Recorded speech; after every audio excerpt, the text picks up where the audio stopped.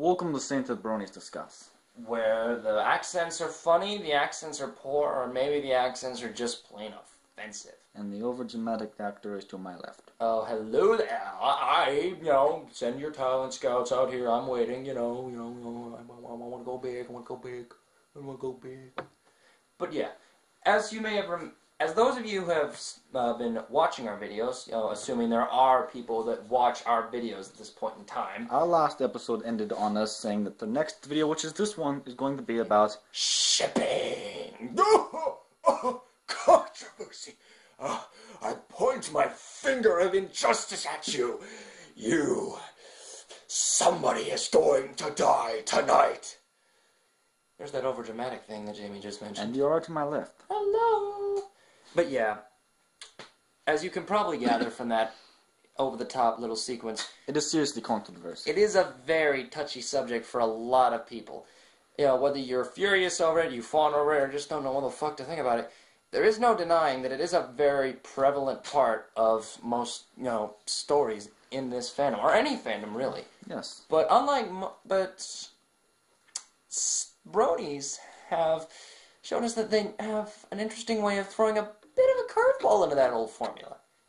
I mean, say, for me, I used to be more of a lurker, not really all that involved in but I was a part of the Sonic fandom back when it was more in its height, back in, 07, 08, and what have you. And there was it was a mixture. There was mostly an equal amount of gays, straight, and lesbian pairings. My Little Pony Friendship is Magic, however, it's 80% of the shipping stories are lesbian. What could that be? I'm going to time you to see how quickly it takes you to Let me figure that think. answer. With all my brains compiling together all the information gathered from the scientists around the world. Start. It's because they're all girls. 3 seconds. Oh my god, it must be a new world record. I must be some kind of genius. Oh, no, I wouldn't have thought of that. I don't believe girls? But come on. Seriously, people. This is a question that gets passed around a lot. It's not that difficult. It stares you in the face when you watch the show, damn it. There's nothing but girls. There's barely any guys in this show. Believe us, we're not insulting your intelligence, but if you can't figure this out, then we're insulting your intelligence because you're dumb. You are. Come on. I mean, yeah, there are guy characters. We're not saying there's not. But recently they've only been added in season 2 is when they really came out. Yeah, really. And before that, and even now, there's still mostly female characters that show up. And alongside the guys, there was an equal amount of girl characters returning. And even so, it's really not that difficult to figure out. I mean, sure, there are some other contributing factors, like the fact that, in a sort of ironic flip-flop between the demographic of Equestria, there is not by much, there's a slightly larger amount of guys that watch the show than women. Not by too much, but, there seems to be a larger amount of guys, just kind of by a small bit. I think it's a little bit more than that. Well, a little bit more, but it's not like it's a major difference. Yes. There's still a large amount of women who watch the show. But yeah, and, they're guys, so they would prefer lesbians. I mean, more often than not, guys are a little more socially awkward. And they have a lot more free time on their hands. So what do they do? Maybe they write shipping fics between their favorite My Little Pony characters. And, I mean, we're not here to offend anybody. I mean, it's not saying that's all you do. But, we're going to offend you if it's funny. And more often than not, it is. However, with something like this, I don't think we should offend someone. Well, we're not out to offend. We're out to make jokes on the internet. So. But believe us, if you're a guy and you want to live the rest of your life with another guy that you love, go ahead and do it. Same with girls. Go ahead. We're not going to hate you for what you want. That is one of the contributing factors, that there is a larger amount of guys that watch the show. But regardless, it is still girls drastically outweigh the amount of guys that are there in the show. So it's no surprise that it's mostly lesbian fics that show up. But in recent days, well, not in recent days, over the course of it, there's been a silent insurgency that's sort of been creeping through the ranks of the EQD, fanfiction posts. From time to time, you see the scarce guy-on-guy ship. Yep. A very rare one. I've only seen 2 stories that have been guy-on-guy ships that have gotten through onto EQD. One about Apple, Big Macintosh and Caramel, and one about Snips and Snails. Which is kind of surprising to me, honestly. I mean, I would have imagined that a shipping fic about those two would have showed up, like, right as soon as they debuted. But no, it took it a long time. I mean, I didn't go looking for it or anything, but I would have assumed I would have seen them in the story updates or something. Yes. Still, it is kind of surprising to me. You know, maybe it's because of the guy. Maybe it's because of the larger guys, but still, there is definitely a ungodly large amount.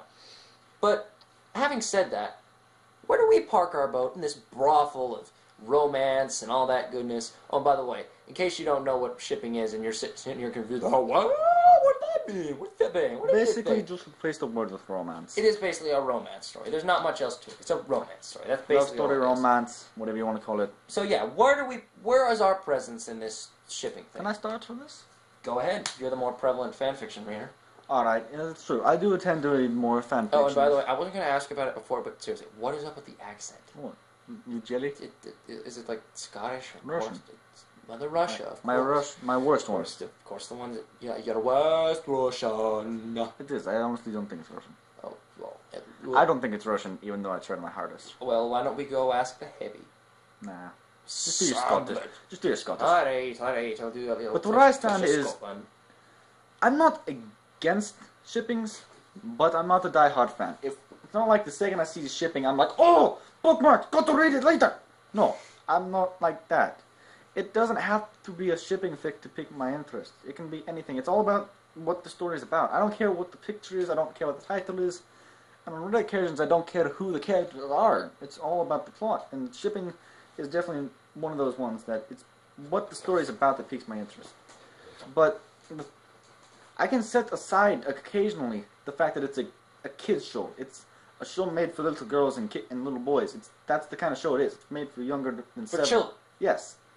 And to have, a love story, it's... Well, there wasn't one before. It's just such a weird kind of combination. And then add the fact that, homosexuality is still a very touchy subject. In real life. In IRL. That just adds to the... That just pours fuel on the flames. It's the fact that it's a kids show that makes me not a diehard fan of it, but you have to set that aside to really just... Appreciate a story. Appreciate a story, yes.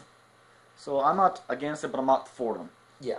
And that's basically the same thing for me. I'm not a very big fan fiction reader. I mean, basically the way it works for me is I just check EQD once every a few times an hour or so. And if there's a story that gets posted, if it sounds interesting, I'll read it no matter what the genre. Be it grimdark, adventure, shipping, comedy, sad, horror, anything. As long as it sounds interesting, then I'll read it, regardless of what it's about. There's really no bias here for me.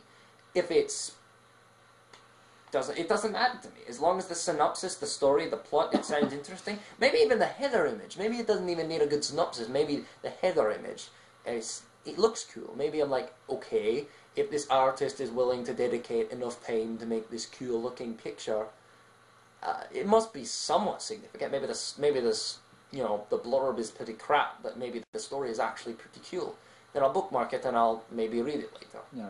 How many bookmarks do you have of fictions? For me? Yes. Well, of fictions. Fictions. Probably in the range of about 20 to 40. I mean, that's far outweighed by the number of dinosaur articles I have. Humongous dinosaur nerd over here. Dinosaur's a different topic. Yeah, okay. For me, it's 72. Out of the 75 bookmarks on my cell phone, 72 are fictions. That's not even talking about his computer. Oh, just wait till you see the computer. Oh, well. But now I have a question for you. What? Does it have to be the plot to drag you into a story, or can it be just the character? Yeah, not really, no. For me, well, sometimes it just takes an interesting character, a character that I really appreciate. Such as my personal, my favorite, and then my third favorite, Vinyl Scratch, aka DJ Pony, and Octavia Philharmonica, if you're taking her, fan and, last name. And I'm going to try to deviate from the accent so as not to add any confusion. But yeah, I just love Vinyl and Octavia. For Vinyl, she's often written as a mixture between Rainbow Dash and Pinkie Pie. She's got her tomboyish, prideful, boastful nature, bit tomboyish. And Pinkie Pie, she's, party, party, party, party, party, party all night. No,